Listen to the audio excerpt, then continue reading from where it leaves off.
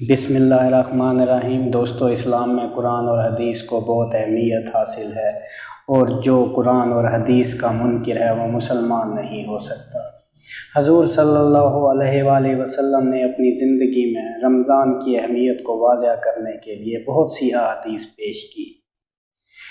ایک دفعہ آپ صلی اللہ علیہ وآلہ وسلم نے فرمایا، جو شخص رمضان کا ایک روزہ بلا شرعی عذر، سفر اور مرض کے بغیر چھوڑ دے، مدت العمر اس کی تلافی کے لیے روزے رکھے، تب بھی ایک روزے کی کمی پوری نہیں ہوگی۔ سحری کی اہمیت واضح کرنے کے لیے آپ نے ایک جگہ ارشاد فرمایا، سحری کھاؤ کیونکہ سحری میں برکت ہے۔ روزہ دار کے لیے آپ نے کہا، جس نے ایمان کے ساتھ اور ثواب کی نیت سے رمضان کے روزے رکھے، اس کے گزشتہ سارے گناہ معاف کر دیے جاتے ہیں۔